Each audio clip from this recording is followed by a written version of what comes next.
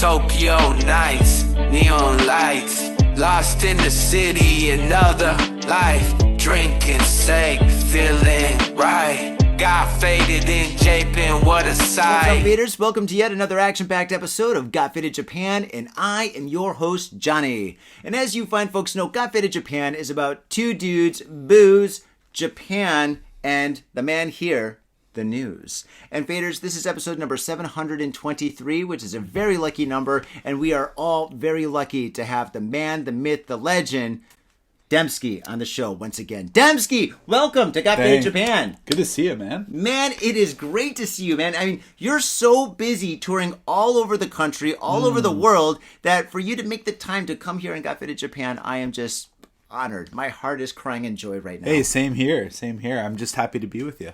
Oh, thanks, man. Thanks. Yeah. I'm not drinking right now. I've got a huge thing, a huge project that I'm doing in a couple of weeks. So I've got a little bit of a kind of coffee water. I don't know. It's embarrassing. But you're drinking, and hi, kampai, my friend. Kampai. Cheers.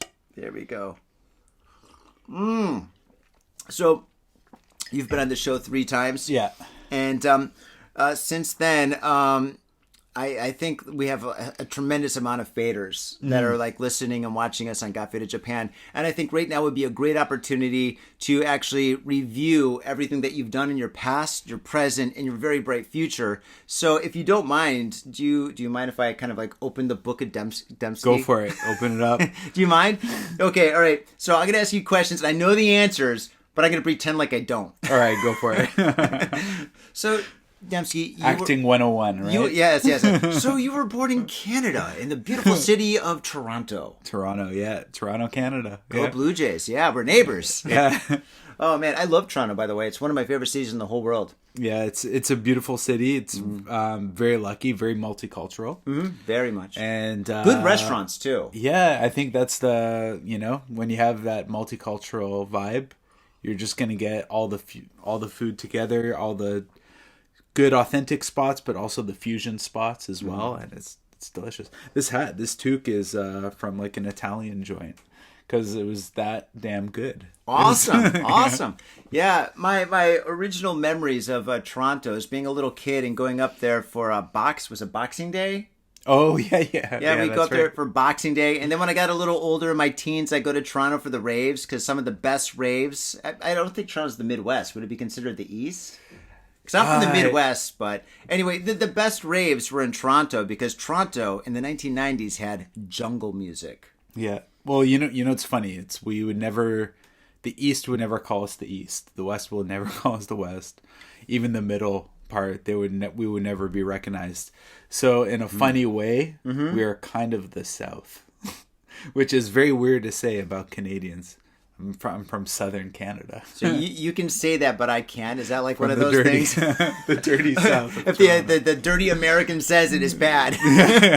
No. Oh, what did you say about Toronto, motherfucker? Yeah, what is that?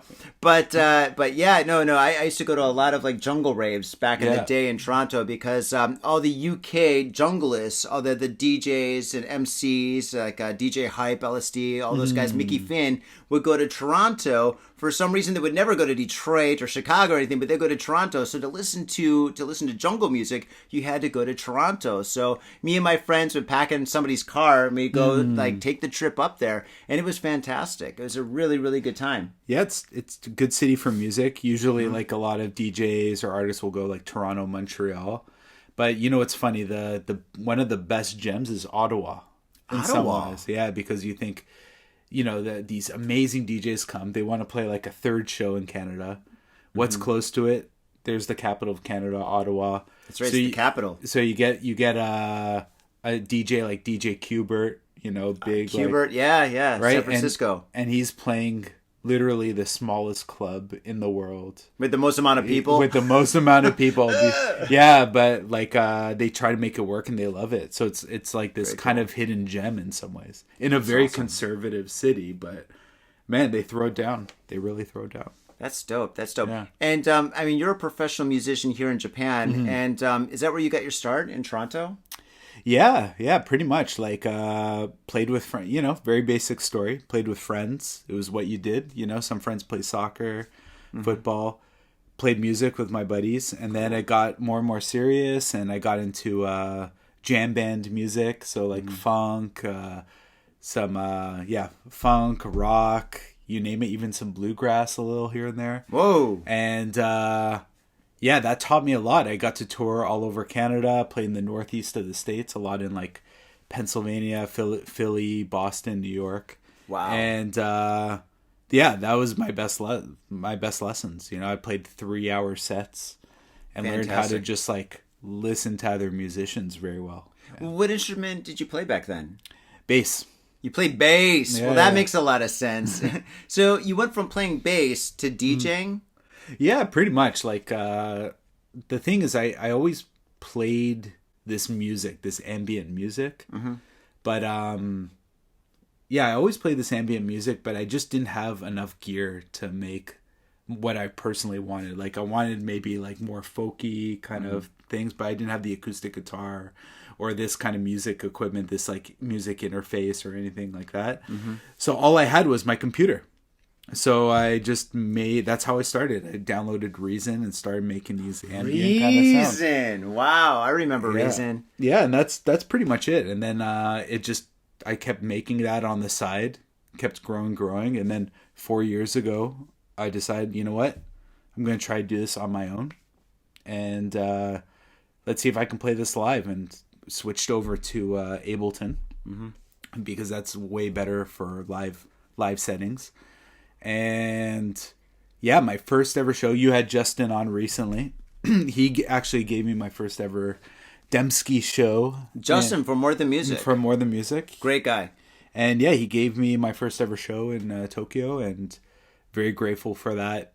Learned a lot. It was very basic, very simple. And 4 years later, I got like 5-6 countries in me. This year I played about 40 shows, and it's getting wild. Yeah, it's getting really wild. Wow. Okay, that is awesome. Oh my gosh, that 40 shows in 1 year. Oh my gosh. Okay, well, we're definitely going to talk about that. Yeah. I'm getting anxiety just thinking about that. I've been on tour before Corona quite a bit, and 40 shows. Oh my gosh. Yeah. The longest I was on tour was 3 weeks. And 3 weeks being on tour nearly killed me. You get to the point where it's just like you go to places and they don't have any food and you just drink beer. Yeah. And you do that for like 5-6 days. You're like, oh my God, I haven't had anything to eat except for candy bars.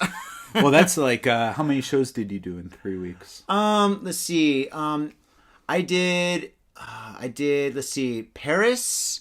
I did Athens. I did Berlin, and I did Amsterdam.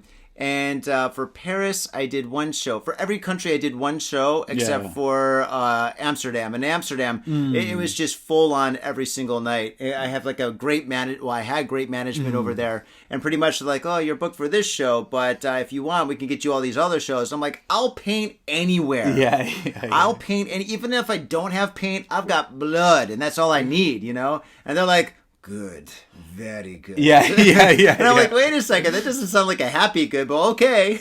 Yeah. But so it wasn't that much. But the thing is, it's just like when you go there, you know, when you go on tour, you're kind of like the famous guy kind of thing. I'm not famous, but the thing is, like, you're there, they take you out, and every night they have like a dinner or something planned for you or something. Totally. There's always something planned and stuff. So I guess I do eat, but awesome. I want to talk about your music now. Go for it. Yeah. Now, I just heard I've known your music for ages, and I just heard your latest album, and your latest album is just absolutely, wow, it's different. It's really different. It's very different. Yeah,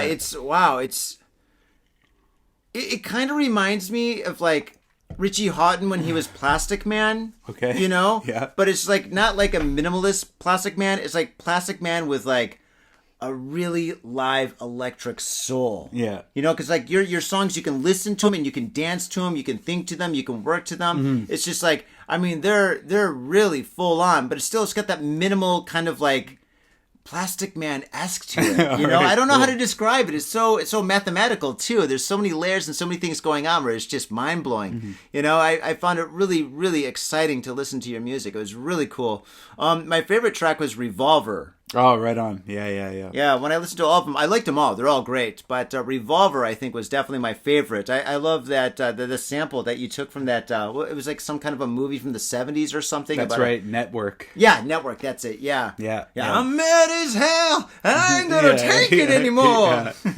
Yeah. So I mean, that was great. When I heard that, I was like, I know this voice. I know this. I don't. That's kind of cool, you know. And it just worked out so well. And And another thing about your album is that I think it's a concept album. It will always be a concept album. Okay, for sure. Great. I thought so. Has to be. It has. Oh, great. It has to be. Yeah. Nailed it. Yeah. There's no when you make I cannot release something that doesn't feel like a novel. You know, or a story. You know? Yeah. Well, I didn't get a novel. I got like an adventure. Yeah. You know, like an epic audio adventure. You know, remember like those little like records that you used to buy when you're a little kid, and it's like, all right, kids, turn to page number 1. Yeah. In the beginning, there's dinosaurs. Roar! But it's like that with beats and good music. Yeah. No, it's pretty. For the most part, it's like in some ways, it's a very dark album. Oh, it's very dark. It's very it should be very beautiful at times, but it's got to be very dark. So Revolver, the idea of Revolver is like the idea of the Russian roulette. Like you spin like the barrel, kind of. You don't know when it's gonna like. They know Russian roulette. Okay. The bullet's gonna hit. All right, fair enough. It's got fit in Japan. Yeah. So like it actually is about the guy 2 years ago on Halloween. That was dressed as Joker. Remember that guy? I never met him, but I know him. Never met him, right? So we covered him on the show. Yeah, so you cover on the show, and then like I was on the train just before him.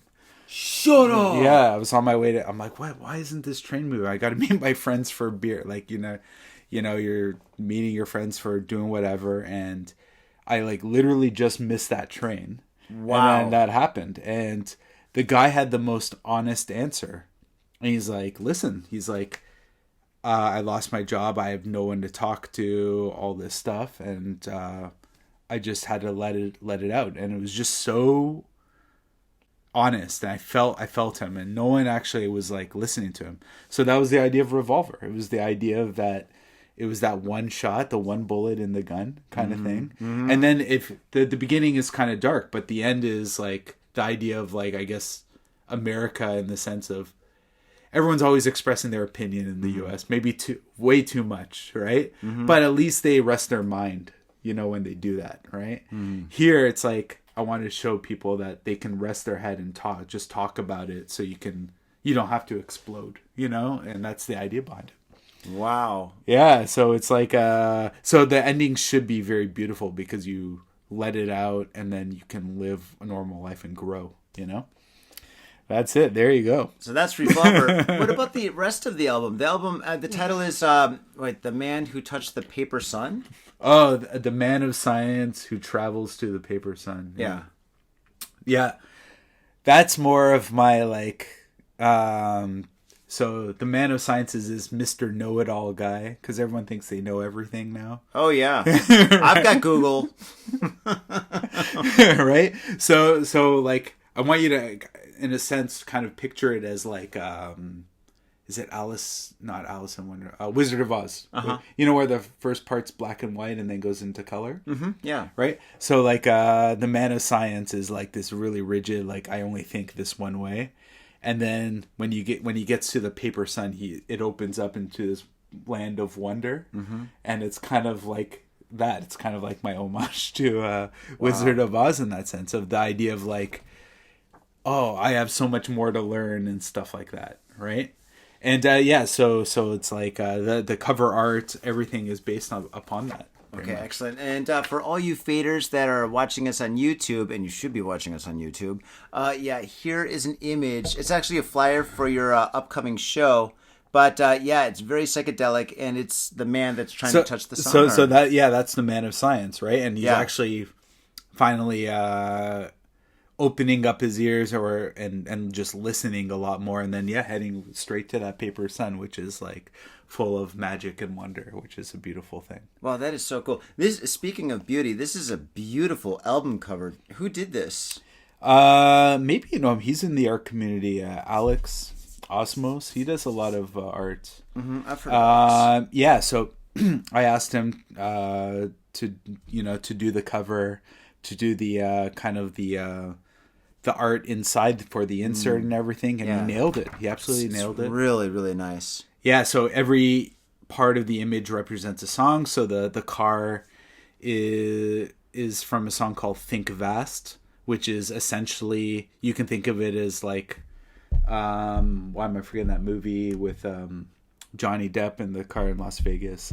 Leaving Las Vegas. Leaving Las Vegas. Viva Las Vegas. So the idea is like driving through the desert in pure darkness, and then slowly you see a creeping light appear, and that's Vegas, and it gets wild. So like you're just stuck with your thoughts and nowhere to run with your thoughts, and then it's all lost because it's like you've been to Vegas. It's like many times.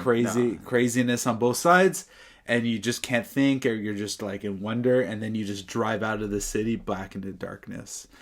And that's my oldest song. That's like 14 years old, and I never felt now was the right time to release it. Wow. Did you update it or something? Or like updated it a lot? Yeah. Yeah. Wow, that is incredible. That is absolutely incredible. Yeah. Did you have any influences, like audio influences to this album? Because it's just like I heard a lot of Plastic Man, but I also heard like a lot of other like really interesting things. Like I said, your music is very mathematical. There's like a lot of things that are precisely going on. I mean, actually, to be honest, you're kind of like a mad scientist of music. I would hope. You know, I can imagine you in one of those studios that have like pianos and keyboards and guitars and all sorts of machines like that make music with wires all over the place, and you're just like wearing like some kind of like a white coat, and you're like, Eventually. Yeah. I'm gonna be hiding like cables under my hat, here, but no, it's they're all I don't know how to say it. They're all my babies, and I just, whatever comes out. Like Continuum is like the single that's gonna be released next week. Is cool. It's just based off of like Daft Punk. Crescendos. That song, Crescendos? I know Daft Punk. Where it feels like it's always rotating and growing and growing. It sounds like you're turning the pages of a book. That's it. That's the feeling of the track. There's no deep meaning within that. It just feels like you're just evolving, and it's going and going and going, like the gears of a clock. And that's it. Oh, that's wild. How long? I know you've got one track that you launched that is that's 14 years old, but how long have you been working on this album? This album, probably a year and a half or so. Year and a half. Wow. But yeah, it's been done for a while, actually. It's just like, as you know, with any form of art, it's a lot of preparation. Yeah. And I just don't want to release it. I want to like do it properly. So that's the way to do it. Awesome. And you've been touring all year. And when you tour, do you just play this album, or do you play a lot of different stuff, or how does that work? Well, because your music is really hands-on. There's a lot going on. You've got a lot of stuff that you're dealing with. Well, no, that's my jam band roots there, right? I want to make every show completely different. I got to let her out. Give me a second. Yeah. We'll edit this on in post. Yeah, no problem. I've got a little feline that wants to move. Here's the door. There you go. Okay, excellent. Yeah, I think she finds this conversation boring. She's like, "Where's the news?" Jaja, this is the news. Yeah. So when you tour, you play like a lot of your old tracks, these tracks, or like how does it work? Yeah, the way I said it, I will find out, but I'm going to your show. Yeah, well, like when I set up the Ableton, I put all my tracks in there, and I make it so it's very easy for me to pick on stage what I want to do. So kind of DJ Jazzy Jeff said it best. He was like, it's like, I don't know what I'm playing. I have to listen to the audience on stage when I'm playing. Cool. And then it's and then that's when I decide what I want to do next. Like I just look at what the crowd is feeling. So every show's gonna be completely different. Nice. You got to go to all the shows. And that's it. That's it. Like I'm gonna do bust outs, and I'm gonna do songs I haven't played in like maybe a year, and I want to make it feel like. Yeah, like you're always going to find something new, and it's always going to be a different story. So like you said, cool. It's like choose your own adventure kind of style. Nice. Now, did I say that in the last interview? Maybe I did. I don't know. I was drinking. who knows? Oh man. And okay, so now let's talk about touring. Okay. Yeah. So you've toured all over Japan. Yeah. Okay. Is there any major difference between Tokyo and other parts of Japan? Like, is the audience different? Is the sound different, or is it generally pretty unified? It's very different. Tokyo's a different beast altogether. I think Osaka is like that as well. It's just because it's so big that there are so many different communities within it that it's hard to. It's hard to navigate. You have to be picky of which community you want to play in. When you're in a smaller town, like I was in Onomichi, Tokushima, Wakayama. Yeah. There's one, maybe two communities, and they're tight and they're big, and they all support each other, and everyone gets involved. Like whether you're doing like music or art or food, and it's incredible. And it's really, really like everyone is just so appreciative that you're there. I love it. Tokyo's fantastic, but yeah, it's like any big city. You have to work for it, right? Wow, that's really powerful. Yeah. I didn't know that Wakayama was like that in other parts of Japan. Like, I mean, when I used to paint live, like all the time. I mean, I still do in Tokyo, but yeah. I mean, the only difference between like Tokyo and I only painted in Tokyo and Okinawa and Osaka, but the difference between Tokyo and Okinawa was Okinawa had a lot of soldiers. Yeah. I went there. I'm like, wait a second, is this New York? They had such a great balance of food. I loved it there. It was like I couldn't get my Japanese food, but I know the taco is always there, the burrito. So I love Okinawa. I love it. Yeah, it's like. And again, I'm Canadian, right? So I get a little bit of America. I get two different countries that I'm a part of, you know? Yeah. So it's really great. Yeah, have you ever tried umeshu? Yeah, of course. Yeah. Wait, is it the one that's the one that's from Okinawa, right? Is it umeshu? No, it's aomori. Aomori, that's it. Okay, all right. Yeah. Here, give me your beer. I need to start drinking. Yeah. You. No. Aomori. Yeah, I loved aomori when I went there. I never drink it outside of Okinawa, but when I'm in Okinawa, it's in abundance there. So when I went there, I was just like, I'll take that stuff. And yeah, that's fantastic. What are your thoughts on that? You like it? It's kind nice. of strong. It's strong. It's like it's their vodka. You know. Yeah. They throw it down. They throw it down there. They definitely do. They know how to party in Okinawa, faders. Yeah, it's fantastic. The drinking culture is amazing. I hope to do a future tour. I want to go in the wintertime. I want to start in Hokkaido. Like, wait, you're going to go to Hokkaido in the winter? That's Canada cold. I've only been there in the winter. Oh, really? I love it. I think it's amazing. The food is incredible. Oh, yeah. The seafood is great. And I want to literally go from Hokkaido and then fly directly down to Okinawa in the same tour. And I want to call it the Hot and Colds tour. And that's like a dream tour for me. Like that's something I'm looking to work on. You know? Wow. Yeah, the Atsu Sumitai tour, Atsu Samui tour or something. Atsu Sumitai? Yeah. Atsu Sumitai tour? Or Samui tour, yeah, I guess.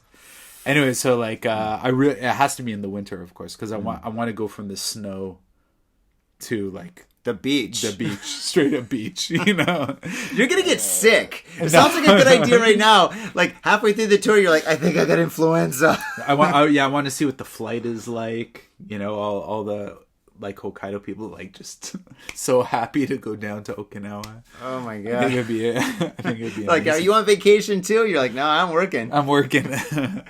Oh man, and okay, so touring in Japan is amazing. Now, you've toured in other countries in Asia, too. Yeah. Actually, you've toured pretty much, all over the Americas, all over Asia. Have you been to Europe yet? Yeah, I played for the DEMSKY project, I played Poland and Czechia.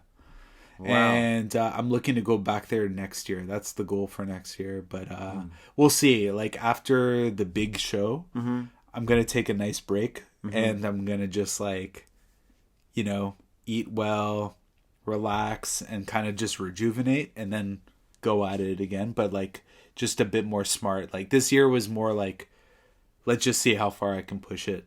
You pushed it pretty far. You pushed it like, I mean, the Rolling Stones in like the 80s. So like, We got nothing to do. We got no new songs. Let's just tour. Yeah, no, I was just like sending out emails, and then everyone was just saying, yeah, let's do it. Let's go. And then I'm like, all right, great. And I'm like, okay, how am I going to actually do this? I'm like, oh shit. So it was a lot, but it was maybe good at time management. Oh, that's awesome. I want to know more about it because I mean I've been on tour. I've been going on tour. Well, not anymore, I guess, but hopefully in the future. But yeah, from like 2012 was my first time leaving Japan on tour, and right before the pandemic, actually, like the week that all the airports were closing, I was supposed to go to Berlin. Right? And I was just calling the promoters. I was just like, should I go? They're like, yeah, Johnny, just get to the airplane. Everything will be cool. Don't worry. I'm like, all right, great. Everything's cool. And then the next day I'm like, hey, bossy, is everything okay? Yeah, everything's cool. Yeah, don't worry. And then like one day before, like everything closed down, he's like, hold on a second, Johnny. I was like, bossy, come on. You got to tell me, man. And yeah, after that, things changed, as we know. But yeah, going on tour for me was, I mean, it was so punk rock. I mean, it was so punk rock going on tour, and I loved every second of it. It's hard, but you know what? When you sit like at maybe it's a cafe, or you sit by a river in like a different city or town, and then you're like, I'm fucking here. Yeah, and that's it. Cool. And when you just have that's all you selfie. need, really. Just one moment. I better capture this with a selfie. Hey, dudes, loving Berlin. Life is good. Having some Wiener Schnitzel. Yeah. Oh man. But I mean, for me, I always got, not always, but sometimes I got an option. They're like, oh, do you need some kind of a hotel, or do you mind staying at a promoter's house? Or I have a friend who has guest room. It's up to you. I'm like, I'm going to stay at somebody's place. You know, I wanted to get the full experience. So, I mean, I slept on floors, sofas, guest room. I mean, I slept everywhere, and I loved it, you know, because in that experience, I got to really experience the countries that I was staying at. How about for you? When you go on tour overseas, is it the same thing, or do they give you hotels, or? Yeah, it's both. It's always a mix, right? In Prague, it was a hotel. Poland, I just stayed with good friends. It was half-half. It was half-half. I was there. I played about 5-6 shows in Poland, all over the place. Wow. And yeah, it was fantastic. You're right. Like, you want the full experience, right? Go to the grocery store with them, just see what's there. Yeah, grocery stores. Like, just look at the fucking cheese selection and yes! bread and like Europeans know how to rock cheese. Like, I don't even need to eat it. I'm just like, buy it for my friends. Like, that's so, I think that's like, illegal to bring that overseas. No. I mean, like, I'm just gonna buy it for you guys. Oh, okay, all right. And then leave it. Yeah, no. You don't get busted at customs for cheese. Oh, dude, DEMSKY, he's in jail for what? Cheese. Yeah, stinky cheese with mold. Yeah. It's actually a fact. You can get in trouble for bringing cheese. They tell you that at the airport. You're like, what cheese? Fuck that. I got cheese in my pocket. I think miso is more dangerous, right? Miso is a big one. Is it really? Miso? Miso, yeah. Why? Yeah, you can see it. Like, when you go to the airport, you'll see like they'll show a picture of, like, no jars. You know, that like square jar of miso, that cube. Really, miso's awesome. Yeah, it is. Yep. Don't bring it over. Wow, the things you learn. Straight to the pen. Yeah, the things you learn on Got Faded Japan. Oh my goodness. Now, what about like in Asia? Like, Asia's kind of new for you. I mean, outside of Japan, of course, to tour around in. So, which countries have you been to? Right now, so I was in Taiwan. Cool. I'll probably go back soon. Nice. I was in Malaysia. Wow. And actually, Malaysia just started as like just vacation. You know, just like, I love Kuala Lumpur. Good food, good culture. It's like, kind of reminds me of home. Has that multiculturalism, like Asia multiculturalism. And then I just got like, you know, I get really into it, and I'm like, what do they have a music scene? What's it like? They do. Started researching, and I found the best communities. Really? Absolute best communities, and they really were welcoming, helped me out. And it's sometimes hard. It's a very conservative country. It's very Muslim, right? So like there could be crackdowns from the police and stuff like that. But there are some communities that are like tightly knit in like really cool parts of towns. Like it looks like an abandoned area, but they turn it into this whole art community with museums, studios, record shops, and everything. And I played 3 shows out there. 2 of them sold out. Nice. And of course they did. Not the biggest crowd, but it was like very welcoming, and it's just young people wanting to hear fresh sounds and ideas, and so open to it, and it was absolutely incredible. That's awesome. So that, and then next month I'm off to Thailand, and I'm playing their biggest festival out there. That is awesome. I love Thailand so much. Yeah. Oh my God. I gain like 50 pounds every time I go there. I'm sure. It's very, very excited for it. So gonna be out there for 3 weeks. Half No, let's talk about the food. Yeah. Hey, I just want a really good. I just want a really spicy papaya salad. Uh-huh. That's I love that stuff. Oh my God, dude, I gained so much weight. My wife and I would go there. She goes there for the shopping. I'm there just to eat and drink beer. Oh my God. Yeah. Oh, so good. So okay, I'm sorry to interrupt you. Please continue. I'm sorry. No, that's it. So it'll be my first time in Thailand, and it's one of the biggest festivals out there called Wonder Fruit. Wow. And good name. they gave me this ambient stage set where essentially it's a lot of work for me too. They want me to separate my sound into as many channels as possible. So I'm going to separate into 10 channels, and they literally have this crazy system that is going to take all my sounds and just bounce them around the room. So it's going to be a really, really incredible, trippy experience.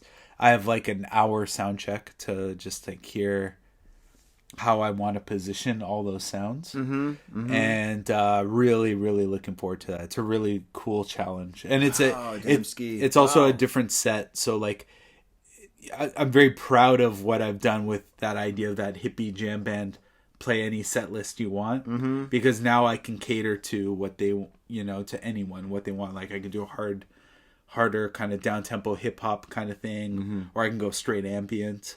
So I'm really looking forward to it, and I wrote up a set list for this one because I have to actually organize and plan this one out properly. So wow, that's gonna be incredible, man. Yeah, that's gonna be incredible. How long are you gonna be out there for?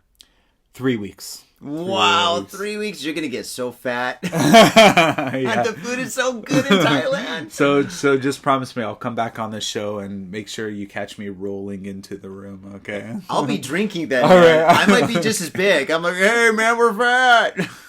We're the fat boys. The fat boys. Oh man. Oh dude, that's awesome. That is so incredible. I'm so happy for you, man. Thank you. That's great, man. Because I've kind of seen. Well, I have seen your career completely progress to where it is now, and it's just.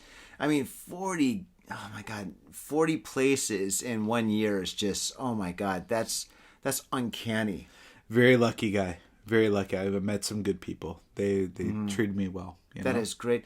When you meet people, like, how do you connect with them? Do you use like Instagram, Facebook, Resident Advisor, all of the above? Just use Google? Yeah, Google. Mostly, I would say email and Instagram for the most part. Sometimes Facebook, and that's it. Like, just send to everyone, and see what bites. Right? Wow. And I plan on.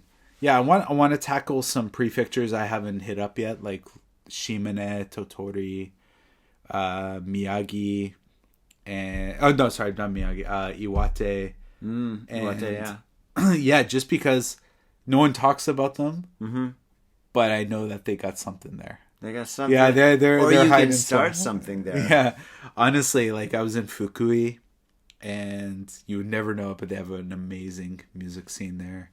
It's incredible. Wakayama as well. They had the best like DJ bars and like a museum where you can play music. It's right by the beach. It's really, really cool stuff. And they just keep it to themselves. And that's really something, Yeah, that's honorable.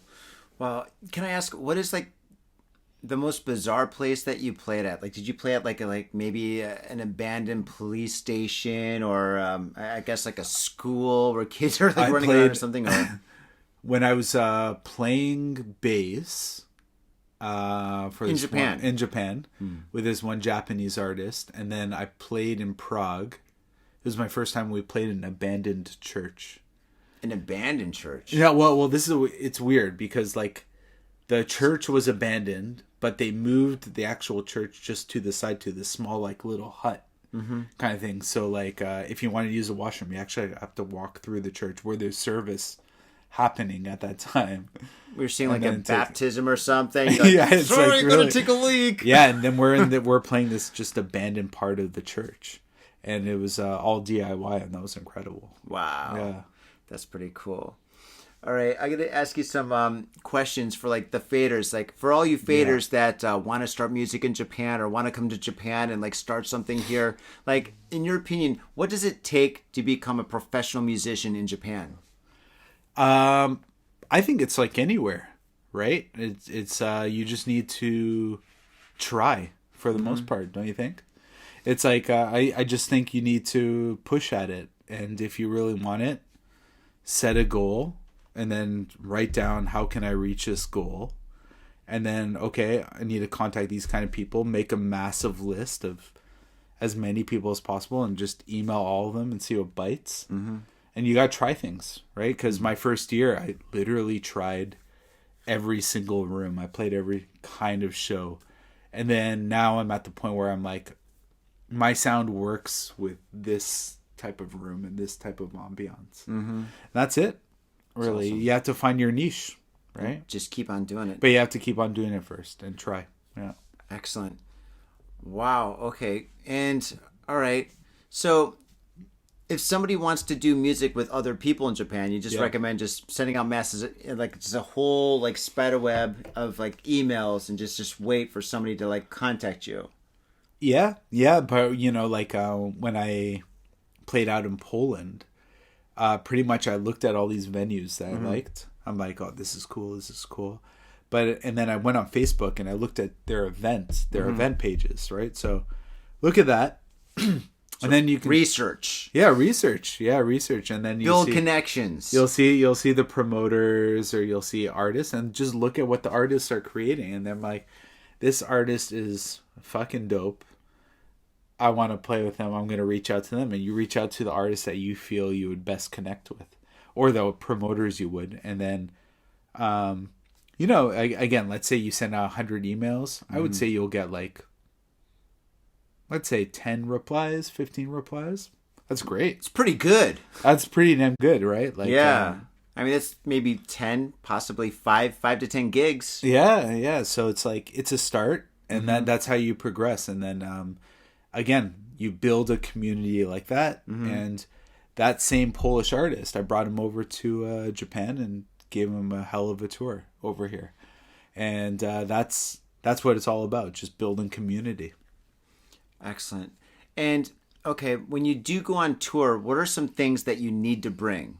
Like, for example, of course you need to bring your audio equipment, but what are some other things that you could recommend for somebody that's just going to go on tour now? Or maybe they're going to come to Japan for the first time and they're going to go on tour, like maybe to like 3 or 4 different cities or something. You don't have to bring a lot of t-shirts. Bring like just one solid t-shirt. You don't need to wash so often. Like some good pants. yeah, like this. You know, I wear this on tour. Like, you know, a lot of underwear, socks. That's always needed. But what about merch? Merch? So merch for me, I got my vinyl. I got my new vinyl coming out. It looks amazing. I want one. Yeah, it's incredible. It's incredible, actually. It's a clear disc. Yeah, it's really, really something. And I got socks on the way. You got socks? Yeah, I got... You got a sock guy. Yeah, wow. so I don't even have a sock guy. So that song, the man of science travels to the paper sun. The man of science, I'm going to call the socks the man of socks. And that's it. It's such a stupid name, but I love it. That's pretty bad, and right? It's just like this. Gotta be honest with you. This guy on it. But yeah, it's so bad. I can imagine something. The man of socks? No, socks. The man of socks. Yeah, I'm like, it's so stupid that I love it. Dude. All right, that's cool. Yeah. I'll buy a pair. I'm going to call it the man of socks. And Yeah, and then together it'll be and a sticker. Good stick, good stickers always go a long way. Right? So why not t-shirts? It's hard. I don't think I can pull off a good t-shirt design. I think it's just What? You got this. Dude, look at this. Dude, I got a t-shirt guy. You got a t-shirt guy? Dude, I have a t-shirt guy. I'll think of it. Look at this. This is one of my paintings. Yeah, my t-shirt guy made me a bunch of these, which is on my website. It's built in. That is a great t-shirt. But look at the quality. Look at all the colors. Look at all the colors that's in there. That is very good. Yeah, this is an extensive... With a link below right here. Yeah, right? And you can get yours from here. But no, I mean, look at the quality. So, I mean, you could absolutely get this picture, like the graphic for your album on like a shirt just like this. You know what? I've never felt confident enough to make a t-shirt design. Really? Personally. Just use this. I should. I know. Just use this. I don't know. You probably sell more albums. Like I would like to do a toque. If I did a toque, where toque would be dope, especially now. Again, like just like the car or like the man right here, or something like that. What if it just said like DEMSKY and like kind of like old like 1970s like font? Yeah, that'd be kind of cool. But it's like, I wanted to still have the concept within it. You know what I mean? Yeah, I see what you're saying. But I hear what you mean. Yeah, right. And also, the car, the license plate says DEMSKY on it. So. Oh, I didn't catch that. Yeah. So it is customized. Gnarly. Yeah. Viva Las Vegas, dude. Dude, you shouldn't have said that because now everybody that buys your album, they'll be like, so that is the car from Leaving Las Vegas. Yeah. Oh, so Fear and Loathing in Las Vegas. Fear and Loathing in Las Vegas. Did I say Leaving Las Vegas Leaving before? Las Vegas. I did. Totally different movie. Have you seen that movie? No. So depressing. Oh my god. All right, don't watch it. Yeah. It's a heartache. Fear and Loathing in Las Vegas. I even read the book. How come I mixed it up? Yeah. I don't know. It's pretty late. But awesome. Okay, now finally I need you to plug. Yeah. Plug. Okay, so how can people find out about you? How can people book you? And where can people buy your merchandise? Of course, it's all going to be in the show notes. If you go to the show notes, it's right there. But I want you to say it just to remind everybody where they need to go. All right. So pretty much, if you just type in DEMSKY, you're going to find probably 3 people. Okay. One's me, right? The other one's like a Spanish guy. He's a Spanish graffiti artist. Oh, that's He's cool. really cool. And you know what? When I was on Twitter, I had the at DEMSKY and stuff like that. And people would tag me all the time for his events in like New York and stuff. I would just always retweet them. I'm like, that's fine with me. Like, that's cool. Pay it forward to a fellow DEMSKY. It's very rare to come across. Nice. So it's that or my brother. My brother will be up there as well, right? You don't retweet him, do you?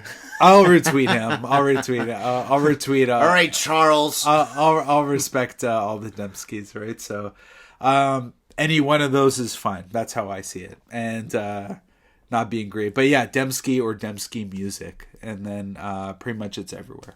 That's fantastic, man. That's great. Faders, you know where to go. I mean, dude, I'm serious, dude.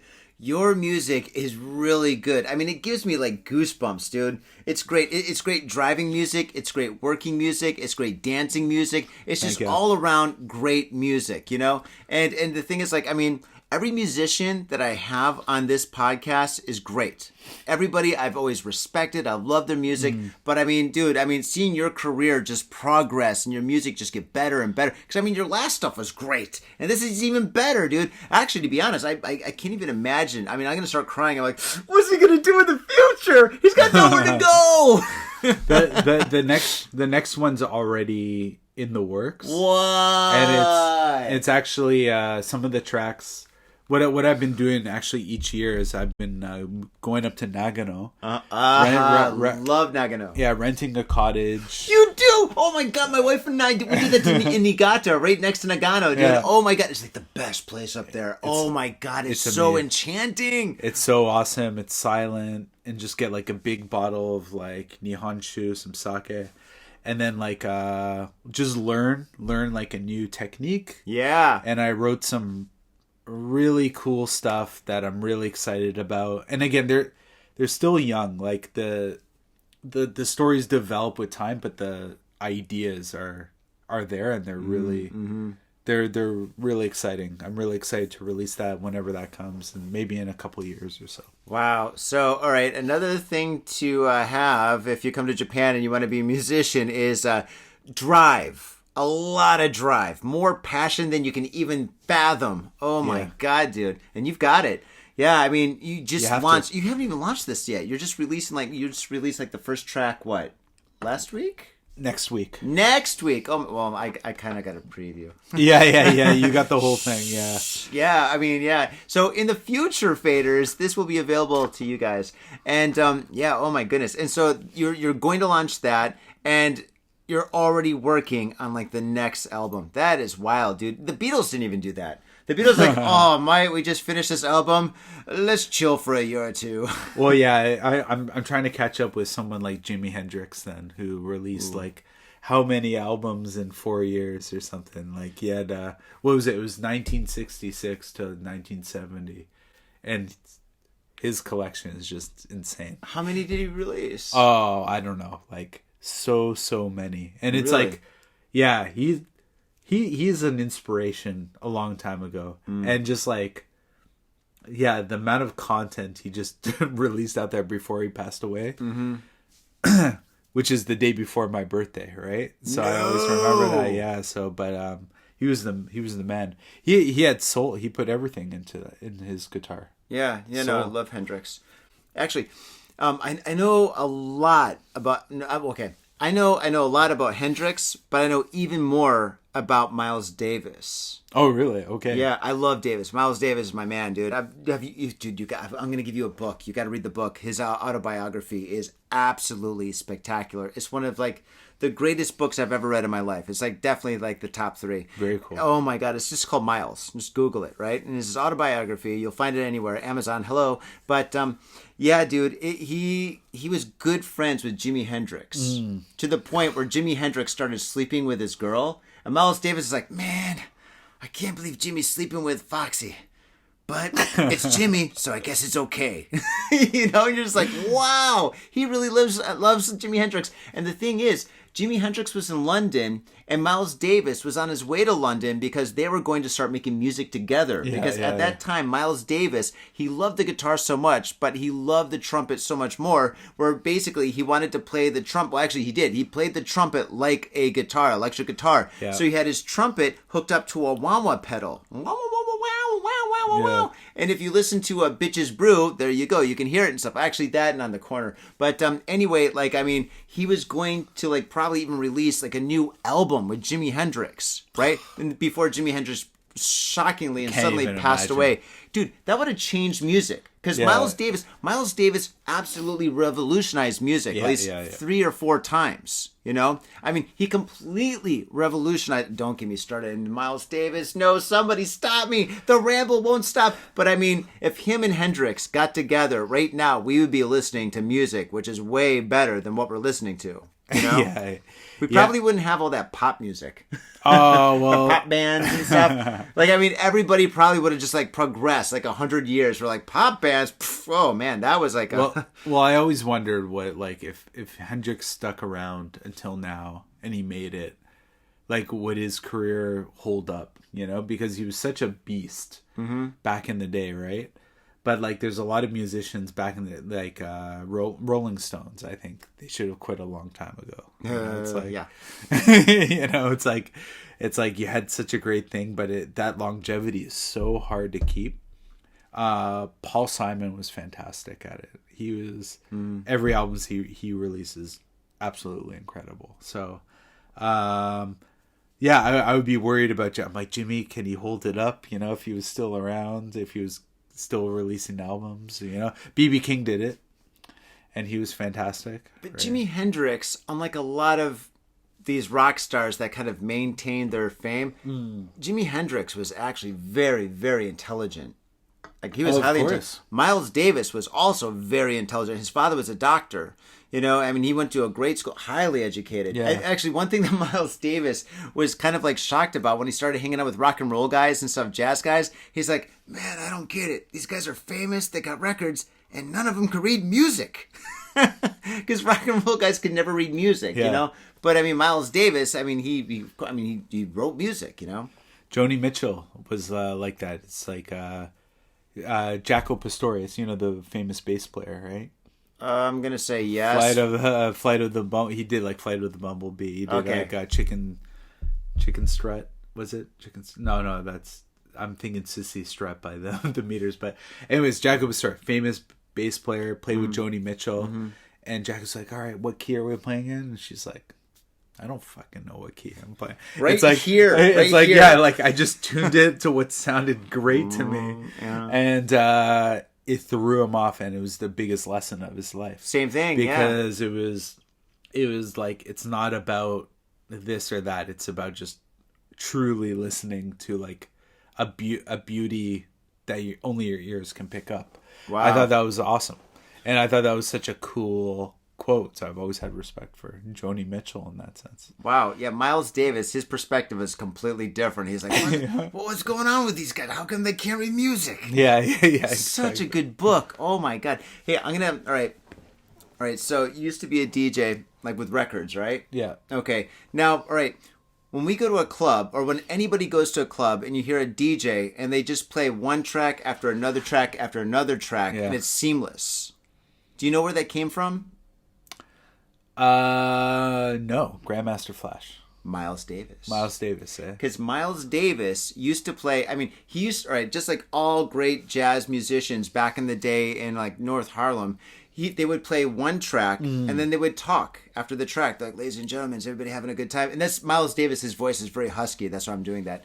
He's like, is everybody having a good time? We've got ABC on this, the bass. We've got on the piano, blah, blah, blah, blah, blah. All right. And our next track is blah, blah, blah. And then they'll play it and then they'll stop afterwards and they're like, all right. So is everybody tipping the waitress? They would talk in between the songs. Kind of like what they do in a lot of live houses here in Japan. Yeah. Now the thing too much in Japan. They do sometimes. But Miles Davis, when he got more seasoned in his career, he's like, man, my voice hurts. I don't even want to talk to these people. We're just going to play one song after another and after another and after another. And if these motherfuckers don't like it, they can leave. And then he said that in his book. So he started playing all his music together, one track to another track to another track to another track to another track, seamlessly. And if you listen to Bitches Brew or On the Corner, the whole album is like that. So if you're listening to Bitches Brew, you're like, man, this is one long song. And then if you look at the record or if you look at the CD or whatever, it's like track number 8. You're like, oh. There was a good but that's where that came from. The DJs are just like, yeah, Miles is right. Let's just play all the music seamlessly. And that disco guy stole that from him. Which disco guy? Do you know? The disco guy, the discos guy. In the 70s. You can find the link down here. All right. What's a good name from the 70s?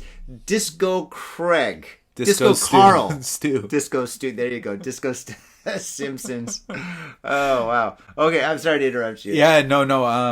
There were these two bands in the jam band scene in Canada called Jimmy Swift Band and Grand Theft Bus. And they were awesome. They were really, really great. They would always tour together. And they would do seamless sets where it would be like Jimmy Swift Band would play 2 tracks. They wouldn't stop. And then Grand Theft Bus would come on stage, join them, and then Jimmy Swift Band would slowly go off. And then Grand Theft Bus would start. And it would just be a 3-hour show. Wow. Like and that was incredible. That was an incredible time of music. That was like early 2000s or something like that. That was a good time of music in general. Totally. Wow, that's incredible. Okay, so faders. All right, well, you know what to do. You know where to go to get this album, because when I drop this, I'm going to drop this probably in a couple of days. So awesome. Your tracks will definitely be out like soon after that. So faders, go into the links, click on them, reserve. Can they reserve albums or? Yeah, next week it's going to be the Continuum single is going to come out, but the album is going to come out next year actually. So this is the.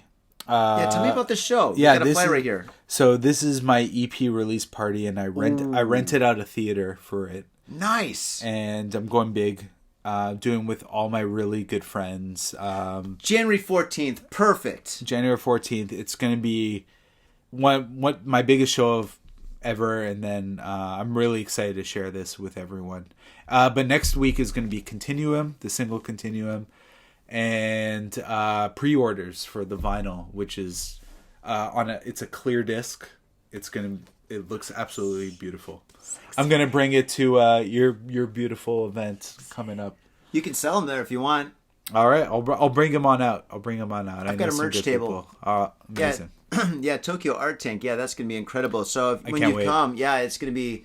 Oh, we got 27 artists, so many tables. He does it right because it's all about community and bringing people together, working together, family, and that's the key to everything. And then just trying and just motivating each other. So yeah, just I think do that's it. Fantastic. Just like Nike, just do it. And if you fail, you learn something. Disco Stew does that too. Disco Stew. I think Disco Stew ripped off Miles Davis. I'm kind of pissed off. All right, faders, we're going to take a little break, enjoy our sponsors, and when we come back, we do have the news. All right, we'll catch you on the flip side. Peace.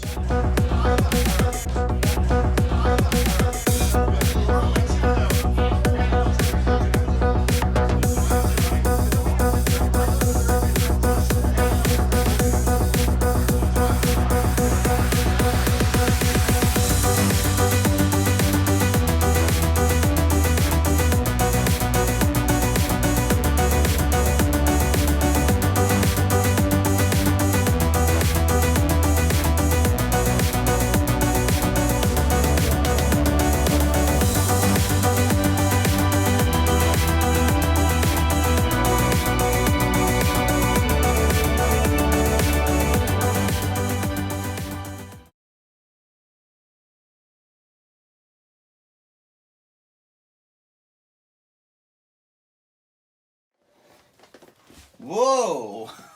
Look at all this.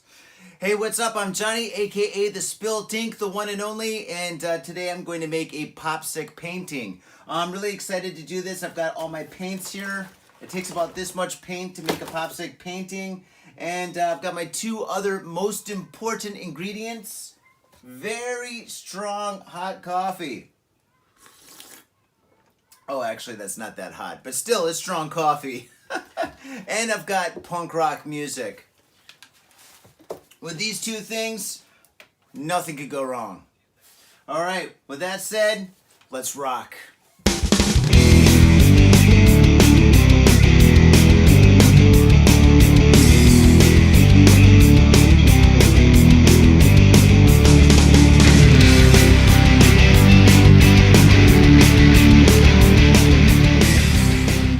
And we are back, faders, and we have the news. And we've got 5 amazing stories from this week. And Demsky, it is always tradition for the guest to go first. And we've got a very strange story, actually, for you to start off with.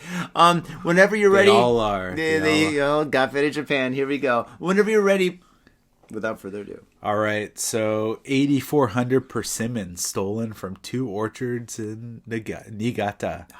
I don't give you permission to steal my persimmons. Oh! Okay, so about 8,400 persimmons have been stolen from 2 orchards in Niigata City's Nishikan ward. I didn't know they were called orchards here. I'm always curious about that. Like, I know it's an apple orchard. I'm just curious. I had no idea. Yeah, it was. So they were sold between the late October and early November. So the Kajuen Orchard reported persimmon thefts at 2 locations in Tojima and Nika in the ward. According to the police, the persimmons were stolen between October 26th and November 3rd, local media reported. The stolen persimmons are worth about 300,000 yen. Wow.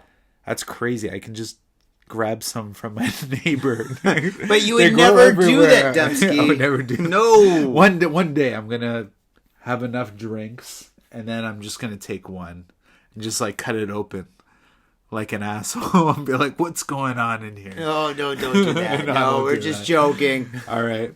Workers at Kajuen Orchard noticed the stolen fruit was the fruit was stolen from their properties on November 3rd. Before reporting the incident to the police, they first consulted with JA, Japan Agriculture, about the damages. A police report was made on November 5th. there has been a spate of thefts of fruits and rice from farms and orchards in several prefectures in recent years. And people have been asking growers to install security cameras at warehouses, greenhouses, and other storage facilities. You know, like, it's the same as like when you steal paintings. You know, like don't do that. No, I'm just saying. I'm just saying in general, like.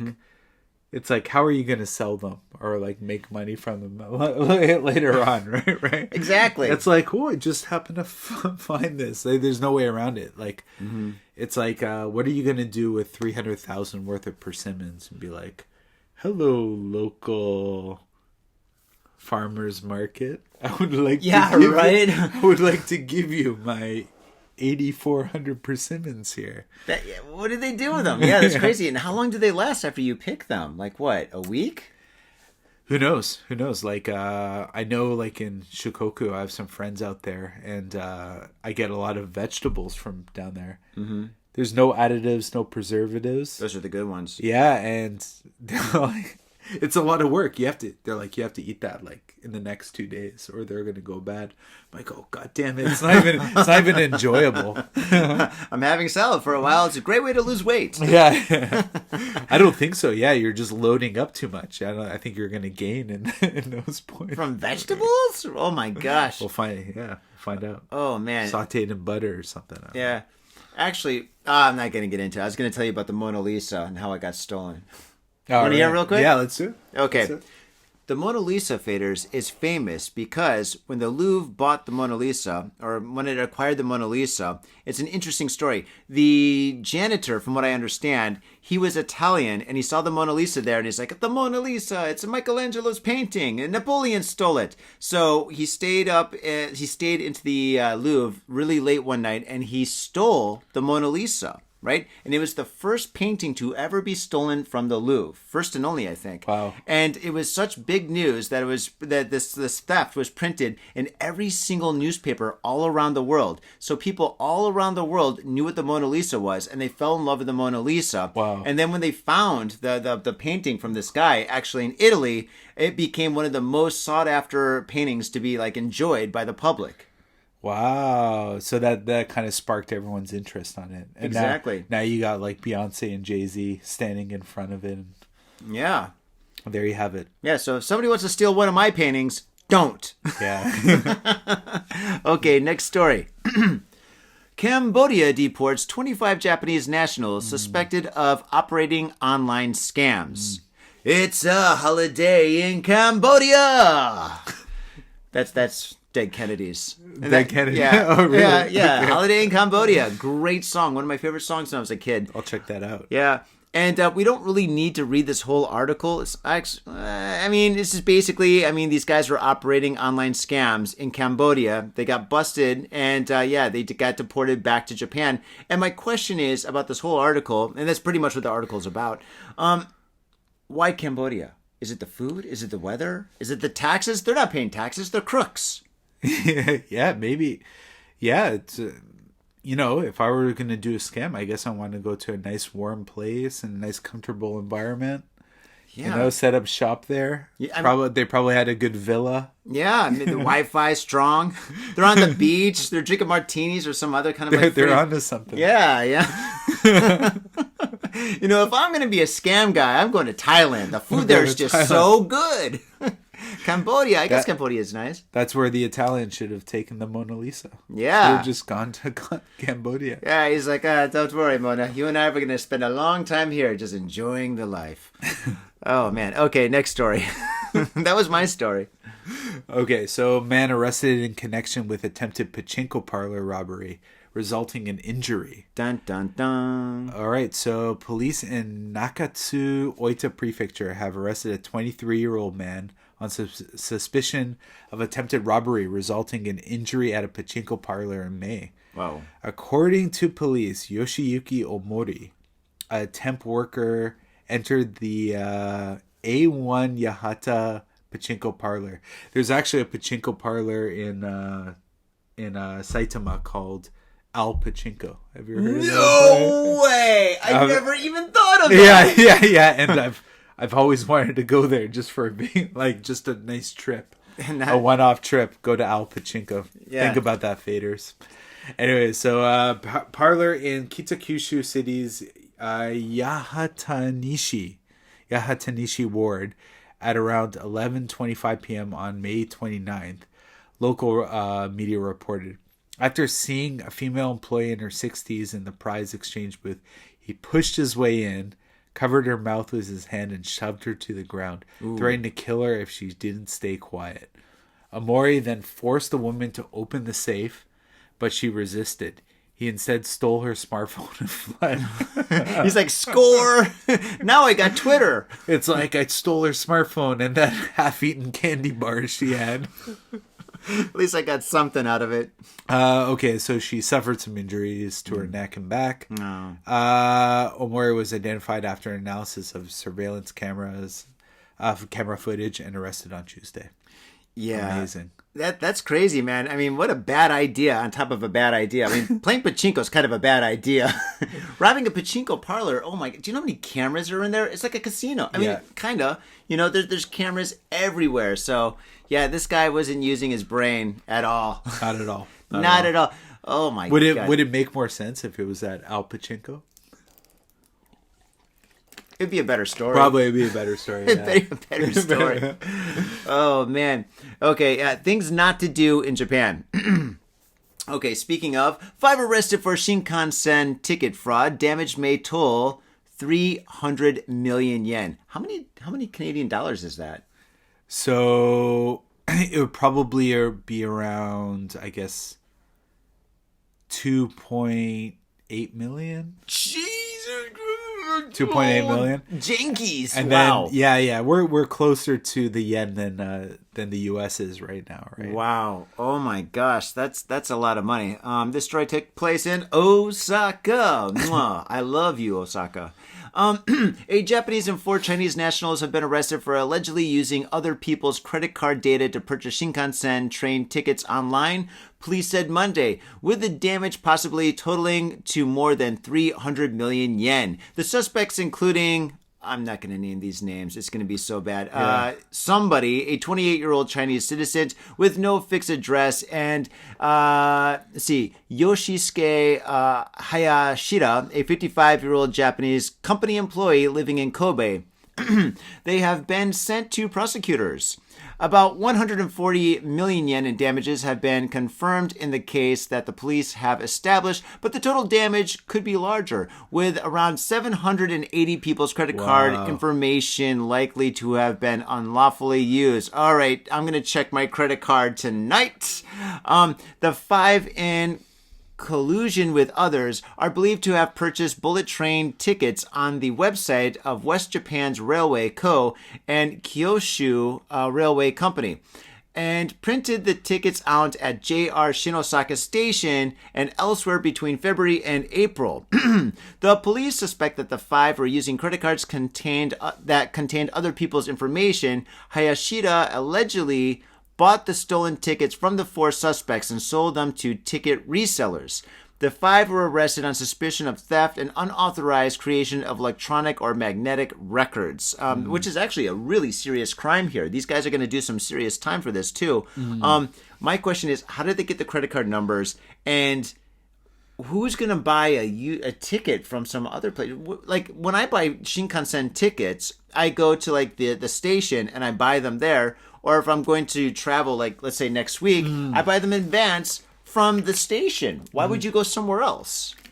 Well, you know, like if you go to those salaryman areas like Shimbashi, yeah, they have those ticket centers. Mm-hmm. Or I guess it's like, I don't know, it's a bit more discounted or something. I don't know exactly how it works, but you can find, there are these cheaper discount sites. Oh, wow. Yeah, and it's actually a good thing to know if you're in Japan is...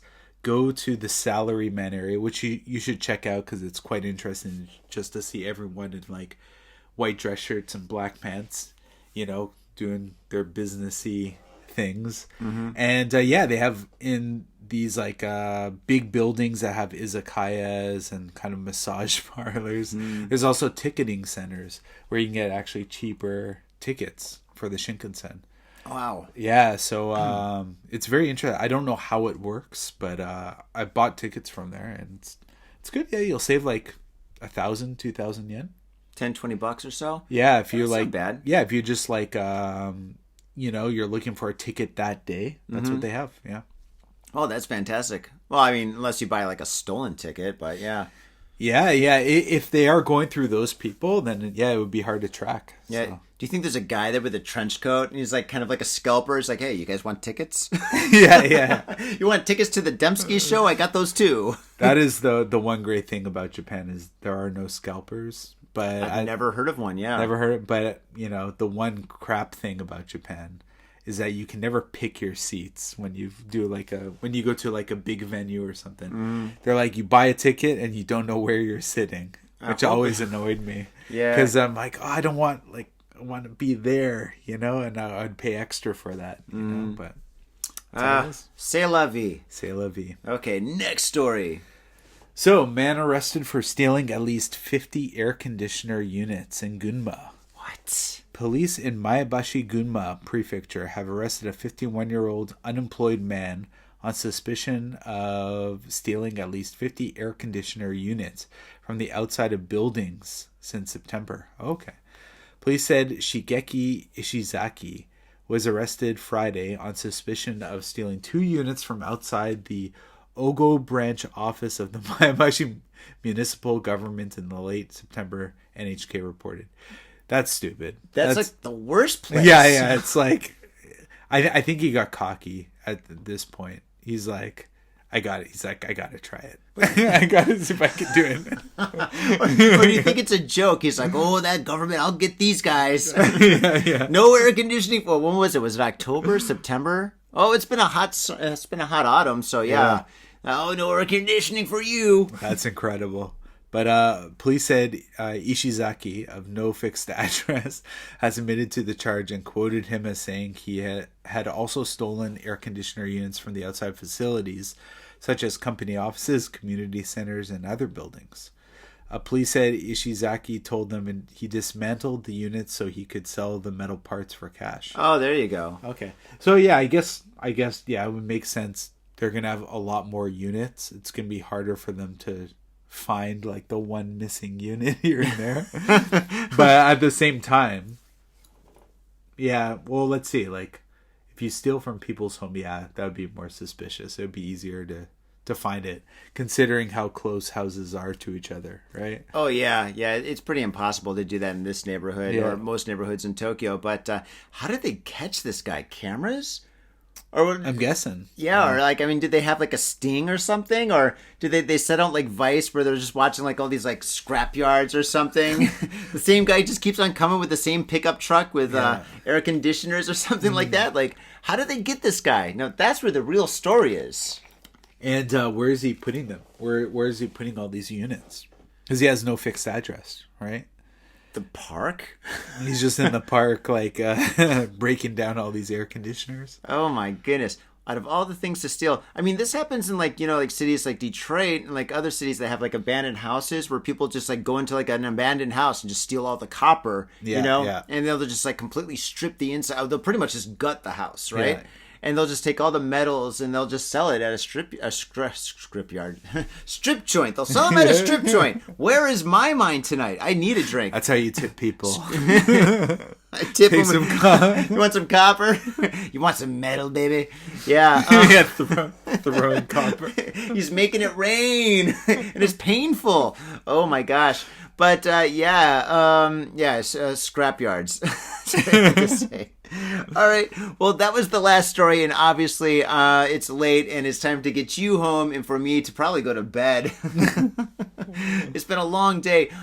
Faders, I want to say thank you very much for tuning into this very special episode of Got Faded Japan. And DEMSKY, my gosh, dude, it's so awesome to see your career just like bloom and just go into so many amazing directions. I mean, geez, man, when we first met, you were doing some incredible stuff, and now it's just like, wow. I mean, the sky's the limit, dude. Seriously. I mean, Eon, he's going to go to Mars. I mean, you might as well go with him and set up like the first like real mega concert because I mean, you're shooting for the stars and you're actually going there, man. It's awesome. Same with you, man. No. So like, I'm really happy to see everyone just grow together, and that's a really beautiful thing, you know? Thanks, man. Let everyone, I want to see everyone live their best life. Yeah, that's a really beautiful thing. Live your best life.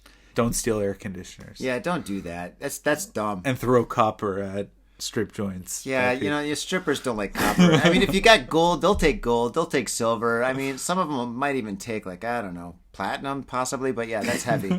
Anyway, Dembsky, thank you so much. Yeah, man. thanks a lot, man. All right. Awesome, man. Faders, you know what to do. Go to iTunes, give us a 5-star review, write something groovy. Go to YouTube, subscribe. We're all over the internet. So if you want to see all the goofy stuff that we like upload on Instagram and X and all those other places, Facebook, it's all there. Just Google Got Faded Japan. And if you're listening or watching us for the first time, thank you very much and share this with your friends. On that note, peace. Tokyo nights, neon lights, lost in the city, another life, drinking sake, feeling right, got faded in Japan, what a sight.